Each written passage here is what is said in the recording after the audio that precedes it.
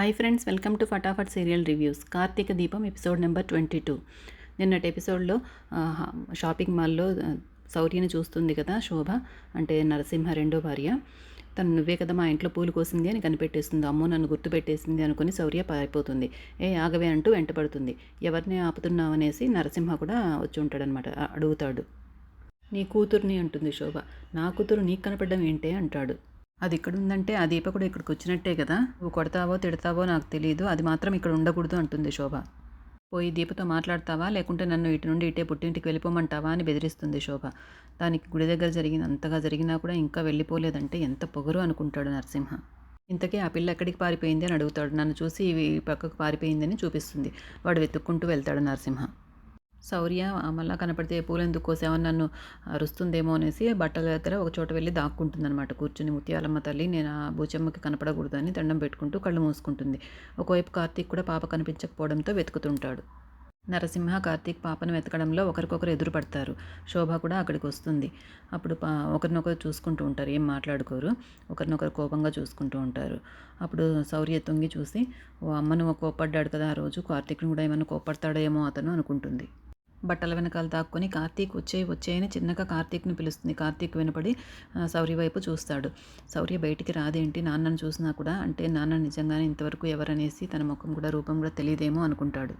శౌర్యకి వాళ్ళ నాన్న ఎలా ఉంటాడో తెలియనప్పుడు మరి ఇతన్ని చూసి ఎందుకు భయపడుతోంది అని ఆలోచిస్తాడు. ఇంతలో జ్యోత్స్న బావా రా వెళ్దామని పిలుస్తుంది. సరే అని శౌర్యం తీసుకుని కార్తీక్ వెళ్తాడు. ఇప్పుడు ఏం మాట్లాడినా ఇక్కడ గొడవ అవుతుంది, జ్యోత్స్నకు కూడా తెలిసిపోతాయి అన్ని విషయాలనేసి సైలెంట్గా వెళ్ళిపోతాడు. షాపింగ్ అయిపోయిందా అని జ్యోత్స్న అడుగుతాడు కార్తీక్. ఇంకా ఎక్కడైపోయింది, అత్తయ్యకి మామయ్యకి నీకు కూడా బట్టలు తీసుకోవాలి పదా అని వేరే సెక్షన్కి తీసుకెళ్తుంది. ఇక్కడ ఇంట్లో కార్తీక్ వాళ్ళ అమ్మ నాన్న ఇలా మాట్లాడుకుంటూ ఉంటారు. కార్తీక్ చాలా అదృష్టవంతుడు, లేకపోతే మనకు వెతక్కుండానే ఇంత మంచి కోడలు దొరికింది అంటాడు. అదృష్టం కార్తీక్ది కాదండి, నాది. అన్నయ్యలాగా ప్రేమించే మేనకోడలు కూడా నాకు దొరికింది. ఆ మేనకోడలే నాకు కోడలు అవ్వబోతోంది అంటుంది కాంచన, కార్తీక్ వాళ్ళమ్మ. ఇక్కడ షాపింగ్ మాల్లో శోభ అడుగుతుందనమాట, ఏంటి నీ కూతురు నిన్ను చూసి కూడా నీ దగ్గరికి రాలేదు, ఎందుకు భయపడుతోంది అని అడుగుతుంది. అది పుట్టినప్పటి నుండి నన్ను చూడనే లేదు అంటాడు. అయినా అతనెవరు, నీకు ముందే తెలుసా, అతన్ని చూసి ఆగిపోయావు, ఎవరతను అని అడుగుతుంది కార్తీక్ను ఉద్దేశించి. అప్పుడు శోభ, నేను అనుకున్న దానికంటే నువ్వు పెద్ద జాదుగాడివేరా, వాళ్ళని వదిలేసినట్టు నన్ను రేపు వదిలేయవని గ్యారంటీ ఏంటి అని అడుగుతుంది. ఇప్పుడు నేను నమ్మించడానికి నేనేం చేయాలో చెప్పు అని అడుగుతాడు. ఆ దీప కానీ దాని కూతురు కానీ ఈ ఊర్లో అసలు ఉండకూడదు అంటుంది. తర్వాత దీప, రేపు జ్యోత్స్న పుట్టినరోజు కదా, ఏమేమి వంటకాలు చేయాలో జ్యోత్స్నకి ఏమి ఇష్టమో చెప్పండమ్మా అనేసి సుమిత్రని, దశరథ రామయ్య గారిని అడుగుతుంది అన్నీ రాసుకోవడానికి. నువ్వేం చేసినా తింటుంది, నువ్వేమి ఇష్టంగా తింటావమ్మా అని అడుగుతారు దీపని. నేను అన్నీ ఇష్టంగానే తింటాను అంటుంది. అప్పుడు దశరథ గారు, అంటే దీప వాళ్ళ నాన్న, ఇలా అడుగుతారు, నువ్వు ఎంతవరకు చదువుకున్నావమ్మా అని. నేను పెద్దగా చదువుకోలేదండి, మా నాన్నకు సాయంగా ఉందామని చిన్నప్పుడే చదువు మానేశాను అంటుంది. మా నాన్న నన్ను ప్రాణంగా చూసుకునేవాడు అని కన్నీళ్లు పెట్టుకుంటుంది దీప. అప్పుడు వాళ్ళ నాన్న, బాధపడకమ్మా అంటారు. మనుషులు దూరమైన ప్రేమలు దూరం కావమ్మా, ఏదో ఒక రూపంలో మీ నాన్న నీకు దగ్గరగానే ఉంటాడు అంటారు ఆయన. ఈసారి నాన్న పేరు ఎత్తగానే నువ్వు దూరమైపోయిన మనిషిని కాకుండా ఎదురుగా ఉన్న మనిషిని గుర్తు చేసుకో దీపా అంటారు. ఆయనే కదా వాళ్ళ నాన్న, రియల్ నాన్న. తర్వాత బయట కారు దగ్గర శౌర్యకి ఐస్ క్రీమ్ కొనిస్తారనమాట. తను తింటూ మూతికంతా పూసుకుంటుంది. ఏంటి రౌడీ అలా మూతికంతా పూసుకున్నావని కార్తీక్ తుడుస్తుంటాడు. అప్పుడు అదే దారిలో శోభ అండ్ నరసింహ పోతూ వాళ్ళని చూసి, ఆపు ఆపు అంటుంది శోభ. నీ కూతురికి ఆడెవడో సేవలు చేస్తున్నాడంటే ఇంతకీ ఆ బుడ్డది నీ కూతురా వాడి కూతురా అంటుంది. చూసింది చాలు ఇక పద అని వాళ్ళు వెళ్ళిపోతారు. ఆ తర్వాత కార్తీక్ జ్యోత్స్న ఇక్కడ ఉండగా అతన్ని చూసి ఎందుకు భయపడింది శౌర్య అని అడగడానికి కుదరదు అని ఆలోచిస్తూ ఉంటాడు. జ్యోత్స్న లేనప్పుడు అడగచ్చు అనేసి.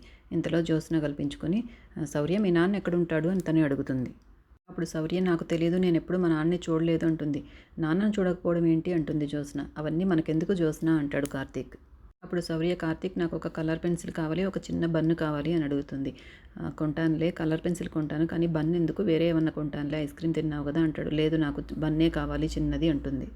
ఎందుకు అని అడుగుతాడు. అది సర్ప్రైజ్ అంటుంది. తర్వాత శౌర్య ఇంటికి వస్తుందన్నమాట, కవర్లన్నీ పట్టుకొని. వాళ్ళమ్మ కవర్లు చూస్తే తిడుతుందేమో అని మెల్లగా వెళ్ళి ఒక చోట పెడుతుంది.